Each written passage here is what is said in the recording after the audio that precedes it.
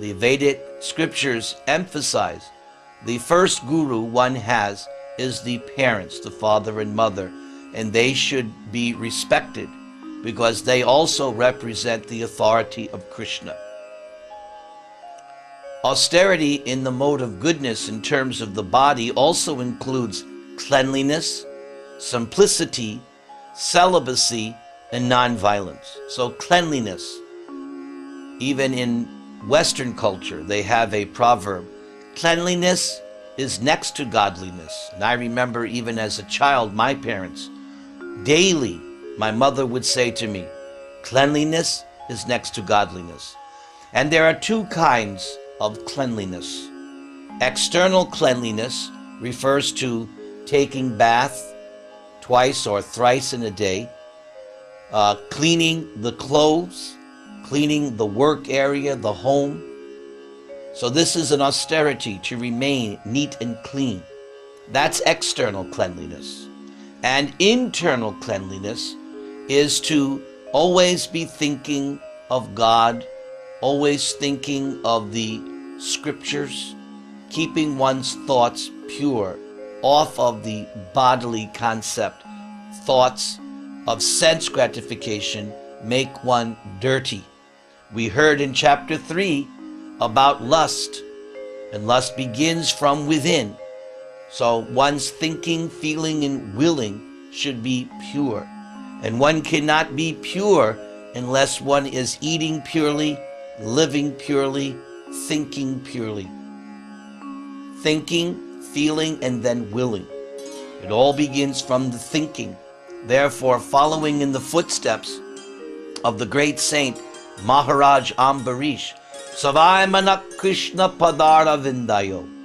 It begins, the purification begins, the cleanliness begins by always thinking of Krishna. And to think of Krishna, one should every day read this sacred Bhagavad Gita, the words of Krishna. And one should always chant Krishna's holy name. Hare Krishna, Krishna Krishna, Hare Hare. Hare Rama, Rama Rama, Hare Hare. Krishna also mentioned simplicity. Simplicity means not to be duplicitous, not to have an agenda, an ulterior motive. One should be straightforward. Our producer is a very good example of someone who is very straightforward. And celibacy. There are two kinds of celibacy. One kind of celibacy is complete abstinence from sex, which is practiced by the brahmachari, the student, the vanaprastha, or the retired spiritual practitioner, and the sannyasi, the one who has completely renounced this material world. But there's another kind of celibacy which is practiced by grihastas, or married persons. And that kind of celibacy is the husband and wife are allowed to engage in sex only for the purpose of procreation. If one can do that, one is also considered celibate. And of course, non-violence was the last item Krishna mentioned. Non-violence actually means not to disturb anyone in their pursuit of self-realization. Austerity of speech consists in speaking words that are truthful. So if you want to speak words that are truthful, then you have to know what is the truth. And therefore one needs to study Bhagavad Gita on a daily basis so that one knows what is the truth. Words that are pleasing, beneficial, and not agitating to others.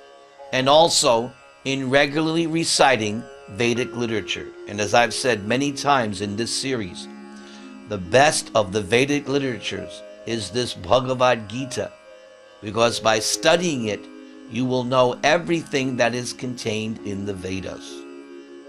And satisfaction, simplicity, gravity, self-control, and purification of one's existence are the austerities of the mind.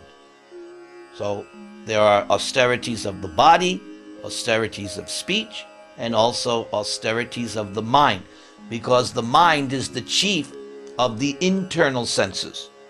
The external senses, the eyes, ears, nose, tongue, and skin, they are interacting with the objects of the senses: sound, sight, smell, taste, and touch. But the internal senses, mind, intelligence, ego, and contaminated consciousness, these are the internal senses, but the chief of them is the mind. So these different items that Krishna just mentioned, satisfaction, a Brahmana is satisfied in any situation, understanding that whatever is happening is by the grace of God. Simplicity, one does not make so many plans for sense gratification, one lives a very simple life.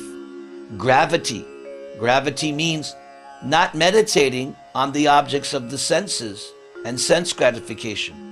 Self-control, we'll hear more about this in chapter 18. Self-control means controlling the senses, controlling the mind, and purification of one's existence.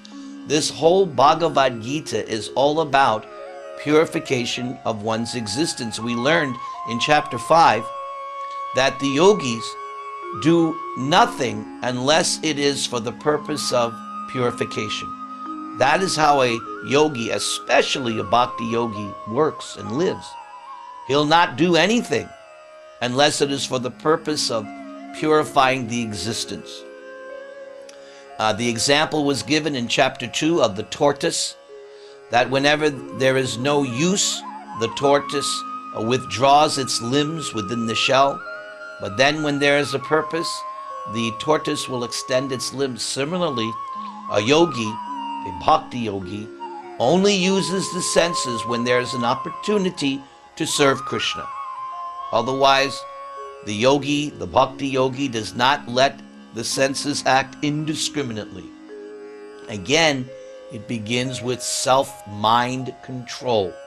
And the best way to self-mind control is to chant the holy name and read Bhagavad Gita. And I can't help it. Please chant with me. Hare Krishna, Krishna Krishna, Hare Hare, Hare Rama, Rama Rama, Hare Hare. This threefold austerity, performed with transcendental faith, by those not expecting material benefits, but engaged only for the sake of the Supreme, is called austerity in the mode of goodness. So for the sake of the Supreme, for the sake of Krishna, and not expecting material benefits. We've heard this over and over again. Why is Krishna repeating it? Because it's so important and not so easy. It is not so easy to become detached from the results of one's activities. That is the meaning of sannyas we learned in chapter 6. The meaning of sannyas is not to be attached to the fruits of one's activities. Penance, performed out of pride or for the sake of gaining respect, honor, and worship, is said to be in the mode of passion. It is neither stable nor permanent. Yes, the mode of passion is like that. It does not stand. The mode of goodness, actually, it becomes enhanced with the passage of time. We'll learn a little bit more about this in chapter 18. Penance, performed out of foolishness or self-torture or to destroy or injure others, is said to be in the mode of ignorance.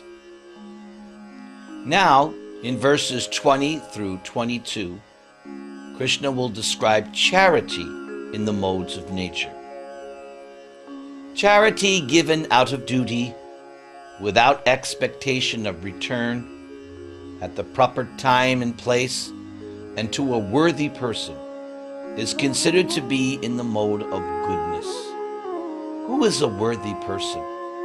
A worthy person is someone who is working on behalf of Krishna. Someone who is working for the benefit of all living entities. But charity performed with the expectation of some return or with a desire for fruitive results, or in a begrudging mood, is said to be charity in the mode of passion. And charity performed at an improper place, at an improper time, to unworthy persons, or without proper attention and respect, is said to be in the mode of ignorance. And now, the final section of this chapter, verses 23 through 28, Krishna will explain the Vedic phrase Om Tat Sat. From the beginning of creation, the three words Om Tat Sat were used to indicate the supreme absolute truth. These three symbolic representations were used by Brahmanas while chanting the hymns of the Vedas and during sacrifices for the satisfaction of the Supreme. So, sacrifice means to please Vishnu or Krishna. We learned this in chapter 3. Therefore, transcendentalists undertaking performances of sacrifice, charity, and penance in accordance with scriptural regulations begin always with the syllable Om in order to attain the Supreme. We discussed Om previously in chapter 8, but as a refresher course, Om indicates the complete absolute truth. It's actually three letters, A-U-M. A referring to Krishna, the Supreme Personality of Godhead, the speaker of Bhagavad Gita. The letter U stands for Srimati Radharani, the pleasure potency, the internal potency of Krishna, the spiritual potency. And M stands for the innumerable living entities, you and me, who are of the nature of marginal potency. We're spiritual, we learned in chapter 7 that we are spiritual potency or energy of Krishna, but we are marginal in the sense that we can become affected either by the material energy or the spiritual energy. When we become affected by the material energy, then we try to exploit this material world. And when we become influenced by the spiritual energy, then we utilize everything for Krishna's satisfaction. So that is the meaning of Om. Krishna continues, without desiring fruitive results, one should perform various kinds of sacrifice, penance, and charity with the word Tat. The purpose of such transcendental activities is to get free from material entanglement. Yes, this is the meaning of liberation. Liberation means to become free from material entanglement. Krishna told Arjuna in chapter 2, the Vedas deal mainly with the three modes of material nature. Rise above these modes, Arjuna. Become transcendental and situated in the self. So to become free from material entanglement means to rise above the modes of nature. And we learned at the end of chapter 14, because Arjuna had asked the question, what is the process by which I can transcend the modes of nature? Krishna once again repeated something he has been saying throughout Bhagavad Gita over and over again. By constant performance of devotional service, without any interruption, without falling down in any circumstance. That is the way to rise above the modes of nature. It's the same understanding of what he said in chapter 7, that this material energy is insurmountable, but if you surrender to me, you can easily cross beyond it. So, surrender to Krishna is synonymous with what he says in chapter 14, engagement in bhakti yoga, devotional service, without interruption. This is what Bhagavad Gita is getting at. This is the conclusion of Bhagavad Gita. And this devotional service can begin for you by daily reading Bhagavad Gita. hearing Bhagavad Gita and chanting Bhagavad Gita, and even more easily, more simply, chanting Krishna's holy name. Hare Krishna, Krishna Krishna, Hare Hare, Hare Rama, Rama Rama, Hare Hare. The absolute truth is the objective of devotional service. There are three things. Lord Chaitanya explains that in all the Vedas, three things only are being described. What is the relationship of the living entity with Krishna? Activities in terms of that relationship of master and servant, and the fruit of those activities, love of Godhead. Devotional service and love of Godhead, they're interchangeable. So here Krishna is saying the objective of devotional service, love of Godhead, the objective of trying for the absolute truth is to develop this devotional service by which you get love of Godhead. And it is indicated by the word sat. The performer of such sacrifice is also called sat. People in India are very familiar with the term satsanga. So that's what it means. A pure devotee of Krishna, as indicated by this verse, is also sat. Sat means the absolute truth, the eternal.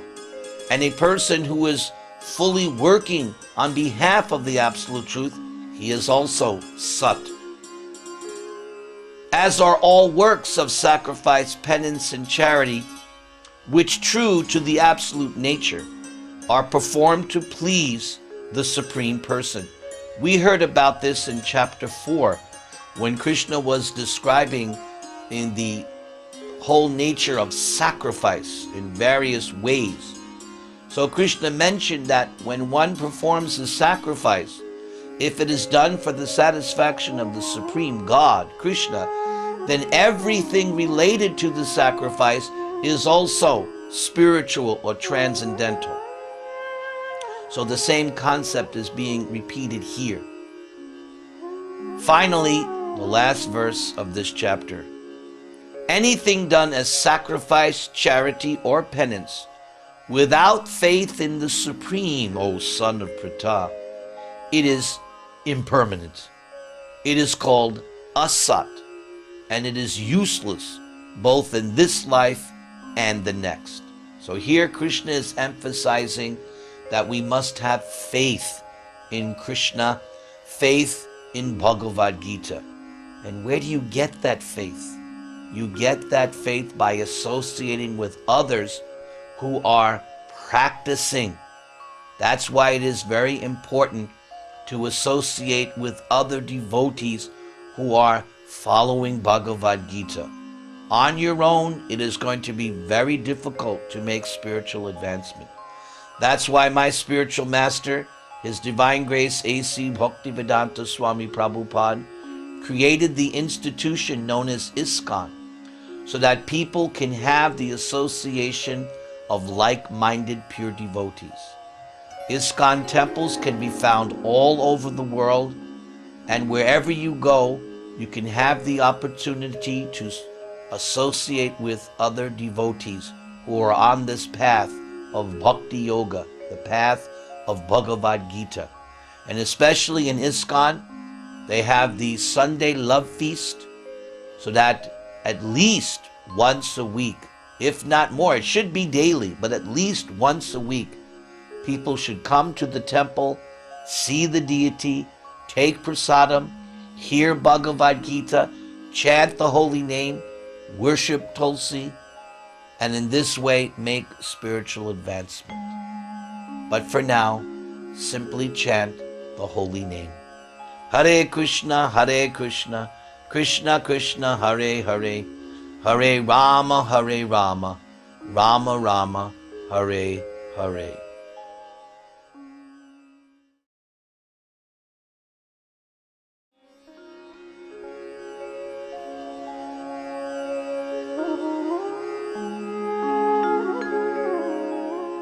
Bhagavad Gita as it is.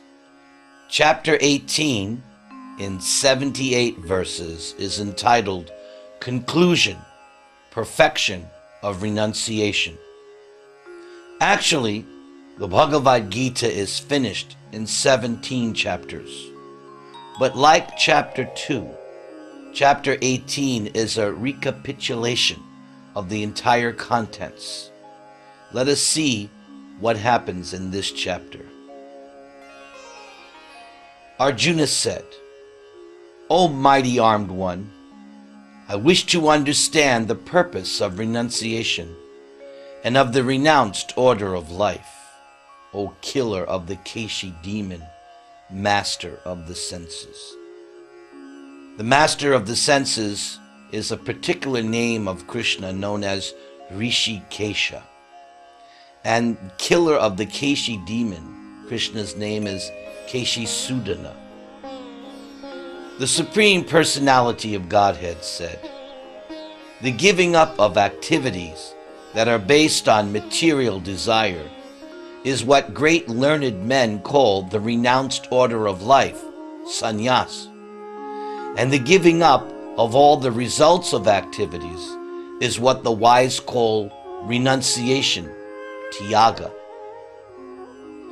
In the next verses 3 through 6, Krishna will explain sacrifice, charity, and penance. He discussed this in the previous chapter, number 17.